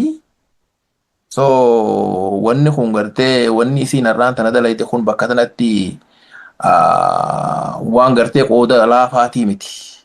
Qoonni isaa laafaadhaa miti. Akkana gartee wanni waan ijoollee hamilchiisaa. Dhugaadha addunyaa tanarratti har'a biyya keessi jiru tanatti wanni nama hamilchiisaa hedduudha. Maateriyaaluun nama dhiibee ta'an hin yaadadha gaafaan ijoolleedha ganda keenya sanitti. Namni kophee miilaan uffatu miila fedhatu uffatu takkeedha. Osoo si mana barnootaan dhaqin dura kophee harkaan namaa tolchanuu qabaataan turre. Taan harkaanee uummanni wannaan namaa tolchanuu harkatuudhaan qabuun ture. kopheenu diriimii xiyyaarraa takka turte jechuudha. Kophee miilarra kaatan bareedduun diriimii irraa takka turte. Uffata guyyaa ni yaadadanuu ijoolleedhaa loon jalaa obboleessa kiyya guddaadhaa wajjin loon jala deemnaa. Shamiza tokko figga keenya loon qabanii nurra nyaatan. Huccuu narraa nyaataniitiin qullaa ganda kaan keessa qaxxaamurree qullaa galla ijoollee ganda qullaa yaatuu jenne irra guddatee loon huccuu duraa nyaatan. Osoon taphadhuu fa'aan bishaan fa'aa huccuu irraa baafanii lafa keenyatti bishaan taphanna bishaan lagaa yaa'aa laga kana keessa taphanna. Loon fudhatanii nyaatanii qullaadhaan deemee gala ganda qaxxaamuree ijoollee ganda qullaa yaatu nuun jedhanii jechuudha. So san hunda ogguutiin waan sanachi garagalee ilaalee fi har'aan tana bakka jirru wanni gartee diriim gootu akka guutuu akka illee fagoo si geessiti ammaan wanni Ameerikaan yaadachiise keessaa seenumati ija keessattuu warra Mennonite Mission jedhaniiti warri tokkotu achi ture gaafa san mana barnootaa achi ijaaranii sarviis adda addaa kanneen mana akimaatii fi qonnaa fi kan hunda wanna godhanii jara kanaatiitu mana barnootaa keessatti nama barnoota fardeessuu barnootaatti jabaadha. Ijoollee isaanii mooraa isaanii keessa ijoollee isaanii wajji akkaan taphadhu. Hiree naa kennan ijoollee isaanii tanaa wajji taphadhu warra Pennsylvaniaati Ameerikaa tanaa. Ijoollee tanaa wajji taphannaa mooraa isaanii tana keessa. Wajjin taphadhaa jiboota fa'aa ta'ee jibicha fa'aa ta'ee fi farda fa'aa ta'ee fi dugda fa'aa horsiisee maal godhee waliin wajjin taphanna ijoollee tanaa wajjin afaan Ingiliziitu na barsiifte ijoolleen sun dura warra Mr. Gambar jedhanii tokko ture sun kuteeti achiin booda hamma Mr. Hansan jedhanii Hansan kun dhufe isaan ijoollee lama qaban ijoollee tanaa wajji taphannaa ijoolleen sun diriimii Ameerikaadhaan natti uumte gusumaa bakkuma sanittuu maali kitaaba kana fa'aa wanta godhaniiti buukleetii wanni tokko godhaniiti kalara kana kennanii kalara kana dibna qalama dibnaa hogguu dibne booda jalatti isaan waan magartee amantiidhaa kana jalatti katabbiin jettee katabbii tanaa dubbisuun beekuun yaadadha. Ammoo nama baadiyyaa waan hin ta'e harree yoon qalama dibu harree kalaruma isii fakkaatuun diba. Diyoon dibicha dibuus kan dibichuma fakkaatuun dibicha buluun dibu dibichi buluun hin jiru baay'ee. Kana booda qalama dabtara kana walitti qabanii osoo walitti qabanuu waan nuti dibni kana walitti qabanii maqaa rakkatabaan walitti qabanii osoo walitti qabanii baatii jahagguu waan kana laalan booda reedaan isaan fuudhanii korrekti godhan nama gartee korrekti waan qalama kanaa sirriitti dibe. Den badhaasa naa kennan kitaaba dabtaraa fi qalama sappilaayii amata guutuudha naa kennanii badhaasa naa kennanii. So I was inspired from there. Achumarraa inspiration jabaatee silaa gaafa san uzootiiniin anaa kiflii torba fixee 8 deemu warra mishin sana achi ari'an malee Suudaaniin Baabil Akaadaamii Naazireet nageessanii maaliif nama tokkoffaa lamaffaa sadaffaa horii isaan kan namaa kennanii saniin Baabil Akaadaamii san dhaqummoo Baabil Akaadaamii san keessa jabaannaanis Ameerikaa hiree dhufoo exchange studentii fa'aa nama fidanii ijoolleen sun inspirationiitti uumte nama ijoollummaatti inspirationii tokkoon waan takka wanni nama hamilchaata takka nama dhufuun bakka guddaa nama geessiti. So wanni kun ijoollee hunda keessatti mul'attu ijoollee qalbii qabduu jira namni olma keessa jira ammoo namni illee itti uumuu danda'a keessaa rooliin haadhaa taphaa miti qoonni haadhaa taphaa miti bakki itti dadhabbii nuti qabnu irra guddoon dubartoota keenya jabeessaa hin jirru sabbeen akka hiree ta'ee har'aan tanaa gurbaa hangafaa siidhaa kitaaba haati jabeessi jee dubbataa reefullee jee dubbisaa isaa banee dubbisuun arkee amma ture dubbisuullee kan hin bareen piksharuma gara gaggalchee ilaalaa sunummaanuu waan bareedduudha ammallee egaa kalammada ni deemtiif na fakkaata rabbiin bakkaan haa ga'u tanaaf jecha gartee ijoollee jajjabeessuun keessaa gama haadhaatiin qooda guddaadha qabaa. Hawaasni keenya waan kana beekee haadha jajjabeessuun haadha barnoonni jechuun barnoonni qulfii jiruudha akka ta'e. Wahuma takkatan itti hamilan ammas waan gartee hamilee karaa guddinaa nama oofurratti jajjabeessuu ijoollee gartee karaa ni dandahamtii garsiisuu fakkiin gartee har'aan tana ijoollee dalaydee waan takka argamsiifte hawaasa keessatti harka dhawanii fi jabeessanii agarsiisuu yoo danda'ame gartee ijoollee asxaa guddinaa agarsiifte hawaasa keessatti gaaromina isaanii hedduu mul'isuun ijoolleen akka hamiltu godhaa jechuun akka baluutiin tahaa jechuun taphaa miti. Waan kanaan harka dhaadu irra akka baluutiin tahaatu irra qooda guddaa qaba. Dhugaa maateriyaaliin addunyaa tanarratti dhala nama harkistu makiinaan bareedduun nama harkifti manni bareedaan nama harkisa uffanni bareedaan nama harkisa ammoo akka abaluutiin tahaatu irra nama harkisa. Kana jecha gartee nama ijoollee akka hiree tahee hawaasa keessa faamilii keessaas ta'e hawaasa keessa waan gaariin as baatu takka hawaasni qalama dibee shaakoratti kaayee hawaasa keessatti as mul'isuudha qaba hanga danda'etti. Nama kana dhaaduu jechuudha miti. Dhaaduun sun namni biraa akka faana jala deemuu agarsiisa. Hawaasni waan ifii facaasee takka firii gaarii argamsiifte akka firiin sun kaan itti dabartu goosisuudhaaf tattaaffii godhuu qaba. Tanarratti gartee dhaamsin hawaasaa dhaamu kanumaa jechuudha. Maaliif waan ifii teenyaaf dalaynee beekuu warraan tana ijoollee teenya tana hawaasa Koloraadoo santu guyyaa walitti dhufee harka dha'uuf guzee hunda walitti dhufee harka dha'uuf sun ilillii kennuuf badhaasa kennuuf isaantu waan kana qooda keessaa qaba. Qoonni sun ilmaan isaaniitti dabru qaba. Ilmaan kun ijoollee har'aan tana lafa jiran qofaami ta'ulii dhuftulleen waan kana keessaa qooda qabaatu qabanii hawaasni addunyaa deemee irra bakka amma jiru tana ga'e. Addunyaan irra Ameerikaan keessa jiru tun waa hedduu nu garsiisaa jirti. Uummanni kun miraakilii miti waan kana godhe namumaatti dalagee bakka tana waan jireenya kana fide hawaasni keenyalleen waan kanaaf qooda guddaa qabaatuu ni danda'a. Maali hawaasa disipiliina qabu oduu gaafunne kalaalota hawaasa gartee uumaadhaan aadaan teenya aadaa kijibuun bira dhoorkaadhaati.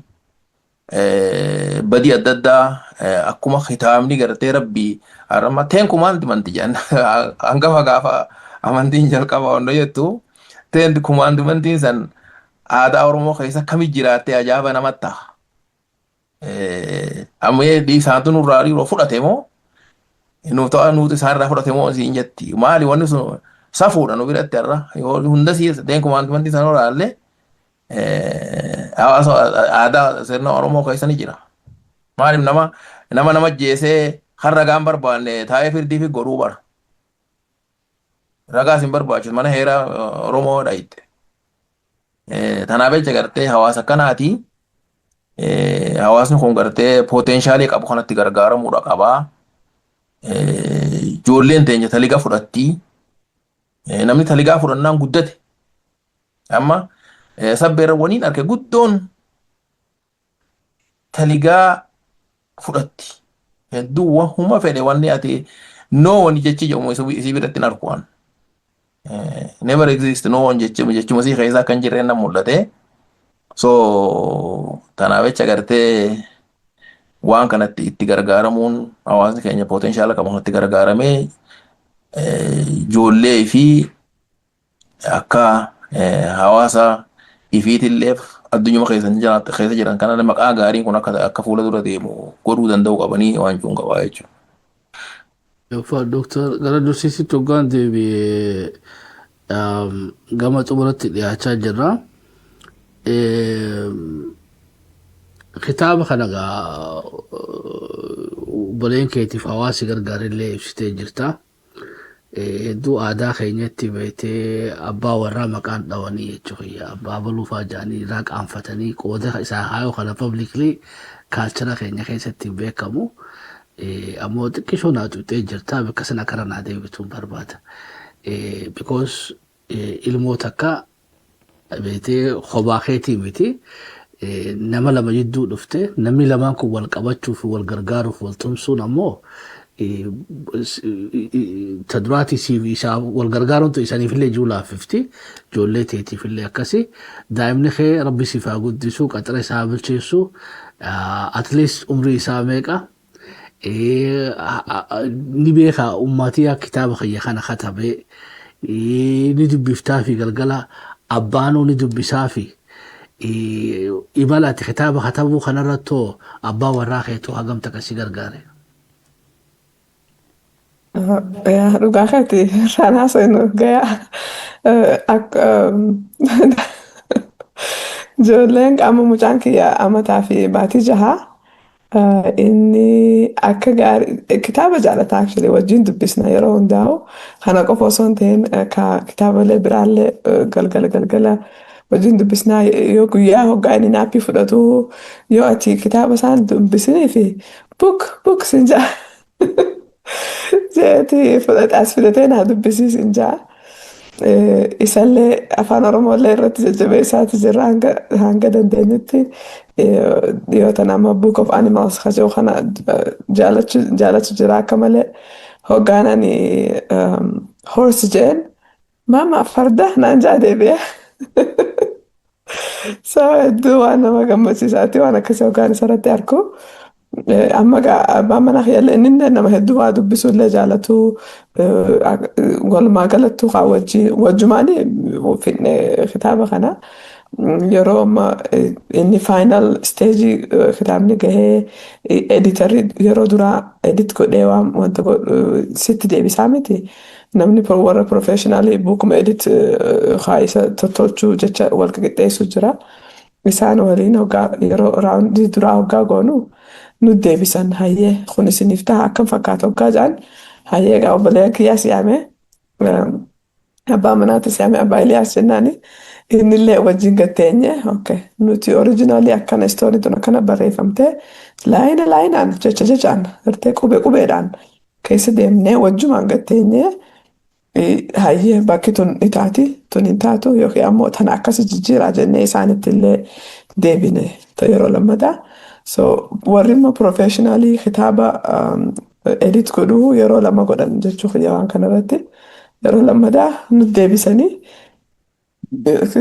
yeroo lammadaa san hoggaa laallu nuti akka malee nutti tole final projectiin isaa gadi ilaalu jira because kitaaban ifa harkaa hin qabaa.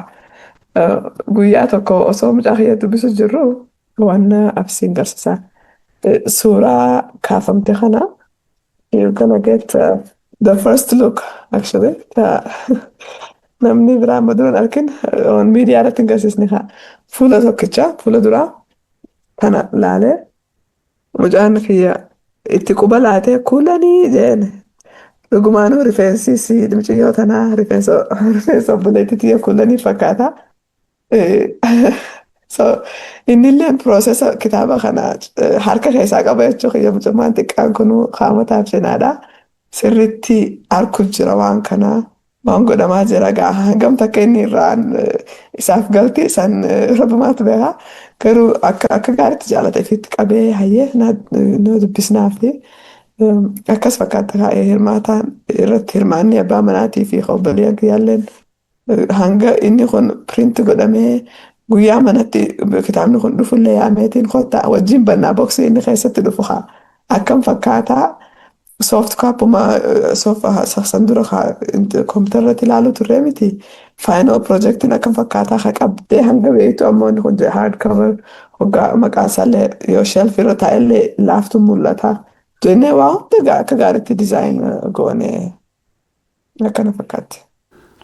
Ati sodaateen sagala toomii jaanqaanii akka shabboo miidiyaatti abbaa warraa keetiinis si cinaa dhaabbachuu isaatiif si gargaaruu isaatiif inninis qooda guddaa qaba. Thank you. Wanni tun mana hundaa'u jiraachuu qabdi jechuudha. Yoo abbaan warraa haadha warraa cinaa dhaabbate bikkisiin gahuu hin dandeenye jiru. haati warrallee abbaa warraa cinaa dhaabbattee abbaa warraa beektee gaarii ni cabsuu hin dandeenye hin jiru. Nama hundaa'uu samii tuquu fi tuquu qofaa mi ijoollee isaa hundaa'uu fuudhee xibsiisuu danda'a. Ammoo gaa Jaanwarii 3 immoo guyyaa beektee eebba kitaaba kanaati. Meegaa eessaa guyyaan already Jaanwarii 3 bikkaa fi yeroo isaa في أفان كيتين أما سافر حواس كولورادو تفكبوتو سجافنا. لا هي حواس كولورادو عالتي بليان كيا نبير دابدا كتاب خنا اللي إجولة تيسني بكا أكا بيتنيك أو فمنتا أو متى كتاب نهون أكا دب فم إجولة تيسني تي هوجات بيفتني اللي مال وني خنسي فكات جاءتي فولان تنتالتيس إجولة تيسن maaliif waa keessa harkatanii isinilleen yeroo ijoollee isanii wajjin spend gootan isiniif taati kitaaba kana yeroo takka dubbistanii lafa keessa qofaa miti irra deddeebi'atanii guyyaa guyyaadhaan ijoollee isanii wajjin enjoy itti gootan jeetiin hawaa guyyaan isaa Januaarii guyyaa 3 saftii yookaan Saaturdee guyyuma lamaan nu hafeeoo yoo rabbiin jedhee sa'a lamarraa hanga sa'a 5tti namni adreesa kana warri Colorado jirtan numa beeytan jeetiin hawaa Huffman Librarytti sagantaaleen waan ijoollee taateefuma library filannee achumaanuu kitaaba biraa check out library irraa godhuu yaaddanillee bakka lama dhaquun sirran jiru itti yaadeetiin teessoo isaallee godhee akkasumatti na wajjin akka kitaaba kana qooddattan ijoollee teessanillee fidaa eventiin tuntan ijoolleeti tamaatiiti akkasumatti galatoomaa hedduu dhugatti hawaasni Koloraadoodha. Oromoo hawaasa isteeta hunda jirturraa uummata arjaadha uummata hedduu gaggaariiti amata meeqa 2011 eega nuti akka maatiitti Kolorado tanatti godaannee nu bira dhaabbachaa jirtan waa hundaanuu gartee anillee waan galata keessan nama beeku rabbina haa godhuun ja'a hedduu galatoomaa irratti hirmaadhaa ijoollee teessan fidaa bunni ni jira shaa'iin ni jirti wanni adda addaa snaakillee ni jira guyyaa san beelaanillee deemtan jeetiin hawaa so akkasumatti yoo isinitti tole uffata aadaa uffadhaa kottaa maaliif ijoolleen teenya mirqaantu takka kitaabni kunillee uffata aadaa if keessaa waan qabuufi sun yoo akkas uffatanii dhuftanillee hedduu natti tola suuraa kana viidiyoo akka gaariitti goonaa kitaaba kanas ni eebbifnaa na bira dhaabbadhaa gartee hedduu galatoomaa kaawwanii kitaaba kana barreesseef tiyya qofaa fi miti ijoollee teenyaa fi jenereeshina keenya katti aanu ijoollee teenya hundaa'u hawwii akka isaan qabaatan godhuufi so hedduu galatoomaan isiniin ja'a wal garra Saturdays deemu kana rabbiin taate. Alright, Irana fina isaniin jennaa. Dooktar gaa isii amata 14 biyya sana biyya Ameerikaa dhufte hawaasni kun investimentii isaaniitii jechuudha. Intala guddifatanii asiin gahanii isiin warra beeytee haadha ilmoodhaa taatee kitaaba barreessitee isaanii gumaachaa jirtu. Gaa guyyaa kana hafuun qaanii na fakkaata jechuudha hawaasa kanarra. Kanaafuu meegaa adeeroo dhaamsi ati dabarsituuf atooni dheeyxaahii hawaasaanoo maal jette jechuudha. Sa'aafi guyyaallee achumaan irra deebiinaa yaadachiisi. Dhugaadha fayyada hawaasni isaantu guddifate ijoollee tanaa dursituun ilmoo isaaniiti har'aan tana firii dalagaa hojii isaaniiti hawaan kana godhe asumaanuu wanni hin ju'uun yoo jiraatte guyyaan kun guyyaa keessan guyyaa waan facaafattan ijaa hojiin agartanii kootaati kootarraa fudhadhaa surprise nutti ta'e nuti anilleen silaaniin dhufaa diingatuma surprise nu goote akkumaan gartee reefuun tana guutinii waa'ee shabbuu miidiyaa maqaa dha'u diingatuma waan nutti ta'eefiin silaarraan tana kitaaba kanaa fuula dura sittuu siifuu ergineeti fuula dura keessee babbantee keessaa gaafii gaafattaa sanuu wani nu dhoorke maaliif surprise nu goote waa hedduu irratti akkuma amma dura gartee wanni diingata nutti taate isinillee akkasumatti gartee waan diingata ta'e tanaaf jecha gartee gaafa gartee guddoo tanaa achitti gartee bal'inaan hawaasaan walitti bahanii gartee godhaniis ni dhufaa. Kun ammoo ka jalqabaati. Xiqqaa ta'e jettanii hin tuffatinaa. Yeroo dingata nutti taate jettanillee irraa miilan qobinaa. Koottaa irraa qooda fudhadhaa hanga dandeessanitti gartee namni hiree rabbi kenneef irraa qooda fudhadhaa firii dalagaa teessanii ilaalaa jechuun hin barbaada. Asumaanuu galatooma dalagaa teessan baga rabbi firiitti isiniitti godhee bagoo waliinuu firiitti nuu godhe. Intala teenya firiitti nuu gootees ammallee tasanarra guddoo sirraa eegganna jechuudhaani. Maaliif hiree qabdii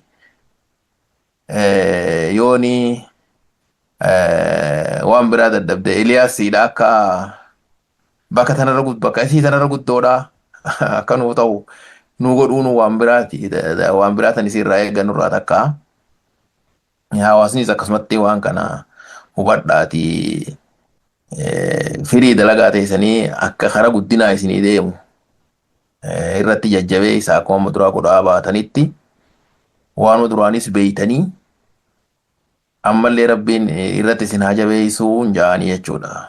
Hawaasni Koloraadoodhaa amma qixa Minisootaa afaa guddaa miti ammoo xiqqaa guddaadha. Maaliif hojii isaaniitu himere ragaa baheef waan hin gartee amma juuzoon ta'in waan hojiin isaanii ragaa baateef. Kana jecha fayyaadaa jaanii jechuudha asumaanuu. Irraan hafina waliin koottaa irraa qooda fudhadhaa. Dr. Ulfaadhu Galatoomii hawaasi Kolaraadoo gaa nuti sirra deebinee isa yaadachiifna amaanaa guddoo sanitti haa taatu. Ugaa kan beekteen itti warra Awustiraaliyaa fudhataa jechuudha. Yoo itti wallaaltan dursituu fi Iliyaasii fi abbaa Iliyaasillee fudhannee firraa asii galfanna. Ammoo akka guyyaa san buqqaatanii dheeyxanii gammachiiftan abdii guddaa sanii qabna. Ati kaalcharii eebbaa fi fuudhii adda addaa jechuudha. Fuudhii yeroo tokko eebbi immoo itti fufa. Kaarraa kun saddamnee goone ati laabireerii biratti iventii biratti dura labsinee uummata qopheessinee itti deebuu qabdayeetii yaada. Because kitaaba hin heerumsiifne ammaan fuusifne eebba. Kaalchara eebbarratti toorii numa jira jechuudha. Laabireerii kana goone katti aanu ammoo if dura nu himte at least kaampeenii goone akka gaariitti uummata hubachiifne kitaaba kana raawundi tuutti kana ol akka waliin eebbisiifnu abdii guddaan qaba. Warri kitaaba qabdu beekte barreessitan kabirallee warri keessaa bakka ijoollee tanarratti xiyyeeffachuun dursituu irratti ilaalladhaa toltuu irratti ilaalladhaa. Ati namoonni birallee hedduudhaa jira ijoolleen ammaas bahaa jiranii. Sagantaa kiyya wal harkaan keenya iddoo eebbaa laabireerii sanitti haa taatu jechuun sagantaa kiyya xumura. Oduun cufne carraa maayidhaa si kana nama yaada akka keetii qabu akkamitti gootomsitee samii akka tuqan goota. Gaaffii bareeddudha tunillee amma waan takka ifumatti amanuudha wanni guddaan ammallee if qofa osoo hin tahin nama waan sanirra si gargaaru naannoo kee jiraatu naannoo akka isaan irratti hirmaatan godhuudha. They say maali tell me your friends and I'll tell you who you are gartee saahiboota kee eenyu isaan akka ta'an naa himtu naa himi ani eenyummaa kee siif hin himaa jedhanii miti. So saniifuu yeroo waan takka yaada tokko qabdu yookiin ammoo manaama tokko qabdu namootan manaama san qaban itti dhiyaadhu. Maatii ta'e haa ta'u nama hambaa haa ta'u Oromoof Oromoo ta'ullee baatu anybody nama ta'ee haa ta'u nama yaada akka keetii qabu heddumeeffachuu. Addunyaa tana dhugumatti akkuma wanni hamtuun namni hamaan jirutti namni gaariinis hedduudha. Kan nama bira dhaabbatu namni gariin kas hin beeyne yoo ati waan takka yaada kanaatiin qaba jettee keessaafuu ijoolleen hoggaa yaada kanaatiin qaba jettee himattee barsiisota isaaniitti haa ta'u guddaan ka waan fi lafa kaayee nama gargaaru. Amma hawaasnummaan keenya akkuma reefsa tuqetti yaadaaf waan adda addaatiin akka adeeroonis jeetti nu bira dhaabbachaa turan amata dheeraa. So saniifuu nama si gargaaru nama gartee yaada kee bakka irra si hojii oolchu kaatilleen fuulduratti خفلتوف exactly osoo hin ta'in kaatillee bira dhaabbattu yoo nama san directly gargaaruu baattellee gaafa tokko namni gaafa tokko haajaa wal si baase yoo nama san baasuu baattellee nama biraa baaftaatilleen pay it forward akka jaansanitti gartee gorsi ani qabu kanuma dhugatti namni nama qabu waan hin goone hin qabu duutinuu hawaasa wajji tolti jedhanii miti so successinoo maal wajji tola san gaafii gartee deebiinsaa laaftuuti akkasuma sanuma kaawwanni secretiin hin jirtu nama si gargaara nama ol si kaasaa sun maatii wajjin mana keessaa illee qalbii qabbanaatiin gartee namni nagaya waliif kennee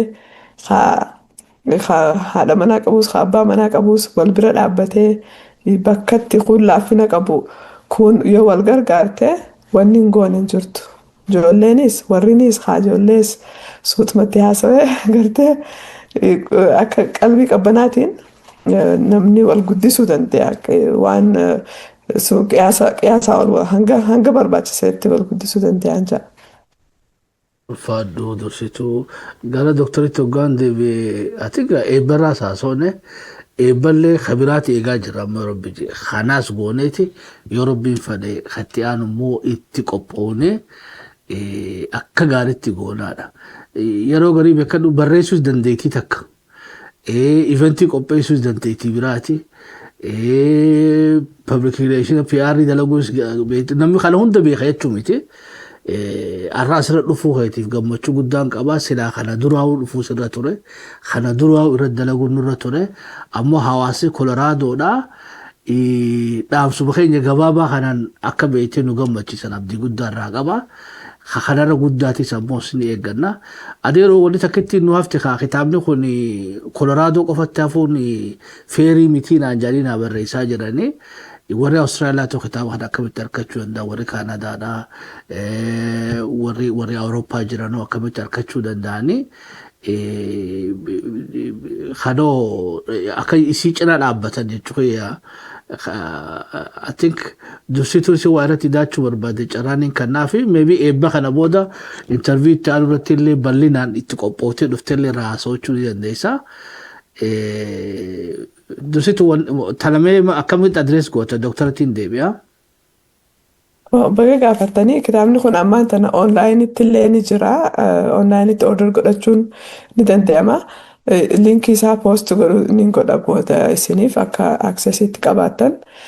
Guddaa ammoo namni walitti dhufee akka mana wajjin haasofne kanatti qaamaan illee walitti dhufnee yaadaas wal jijjiirannee gartee kitaaba kana akka fiizikali illee bitattan yaadni ni jira. Kaasan hawaasni Oromoo bakka adda addaa jiru akka itti isin gartee nu simattan isinumaatu beeka kaasan abbaan nayaamaa namaan hin jiru. Gartee san isinuma irratti hin dhiisaa.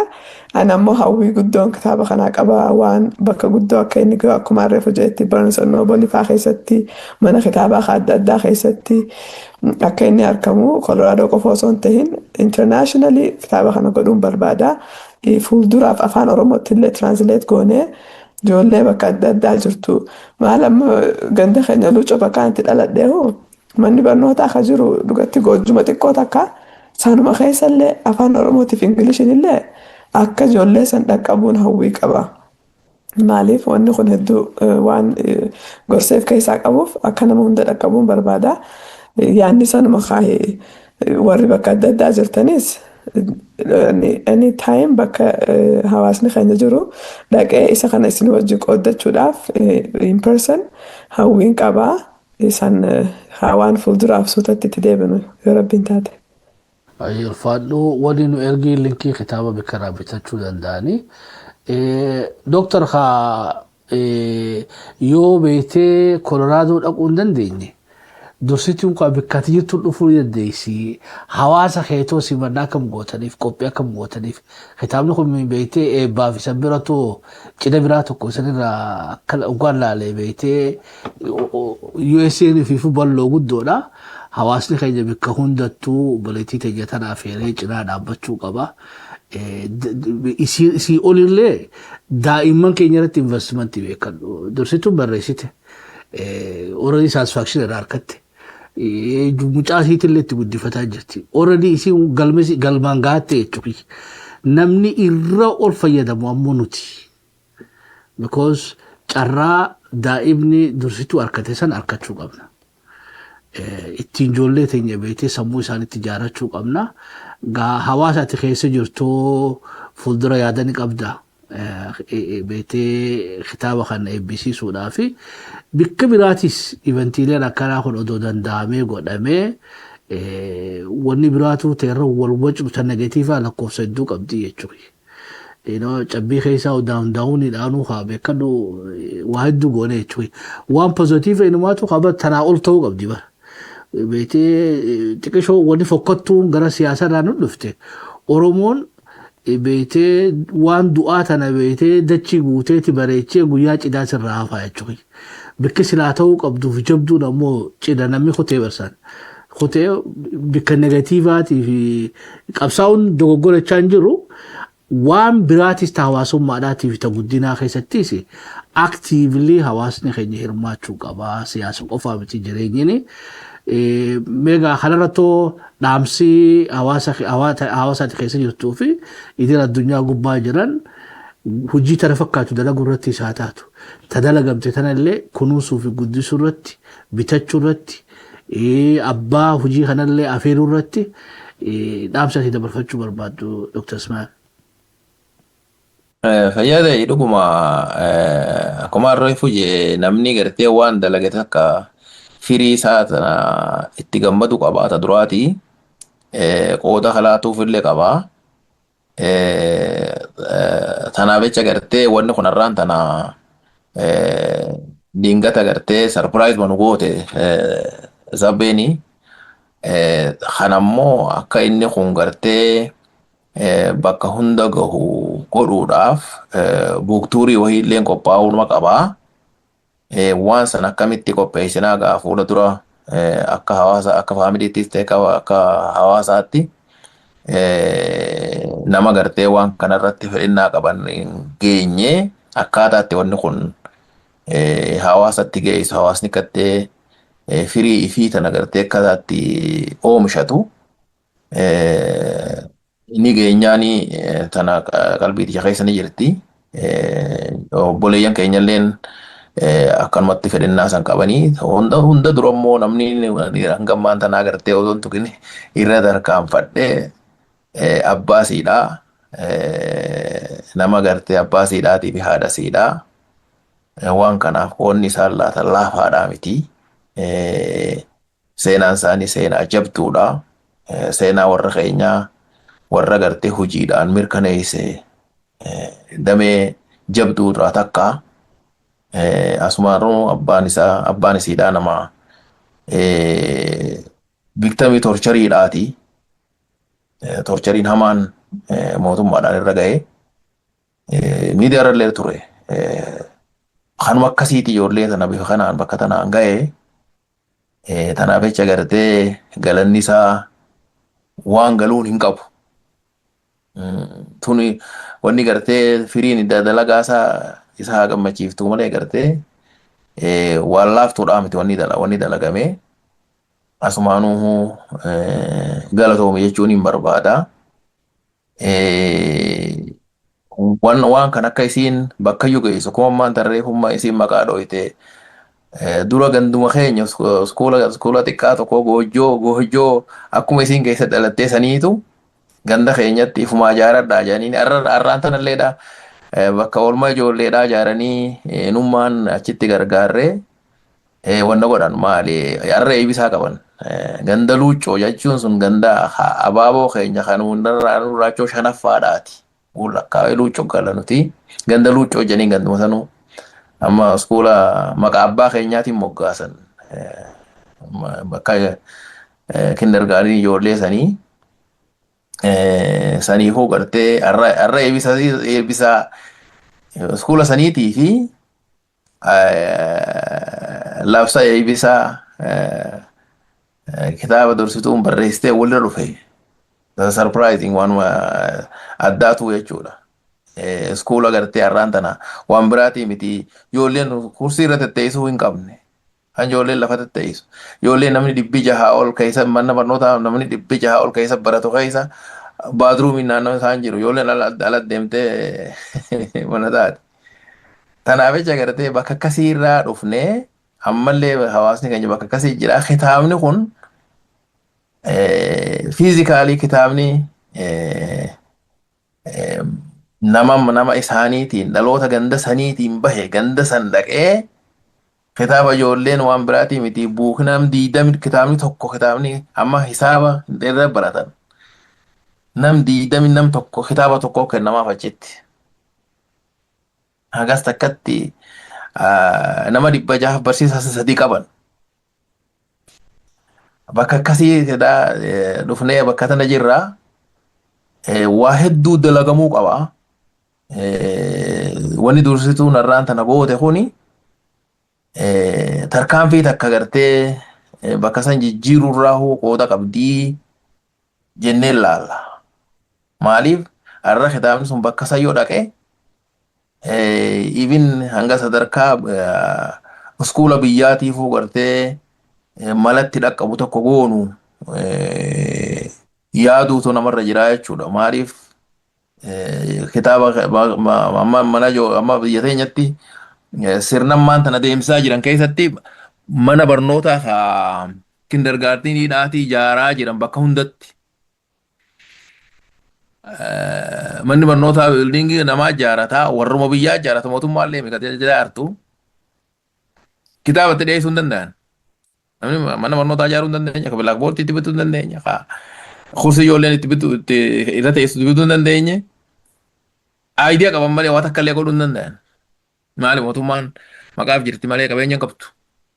Qabeenyi guddina uummataa irratti deemaa hin jiru waan uummataa tolaa agartee karaa guddinaa godhuu irratti investi godhuu maduruu hin dandeenye. Yaadanii qaban ammoo inni gara.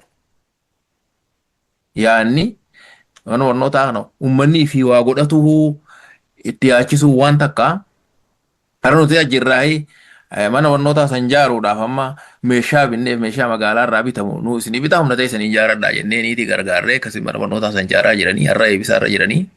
Kanaafuu gartee rooliin dursituudhaa waan kana hundaaf qooda guddaa dhalaataa jennee yaannaa.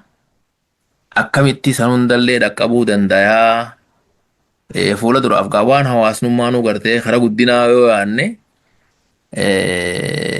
wanni tun walit dhufte kanasii akka hiree ta'e waa walit dhufe takka ittuma yaanna jeetiin abdii qaba gaa rabbi nu haa gargaaru.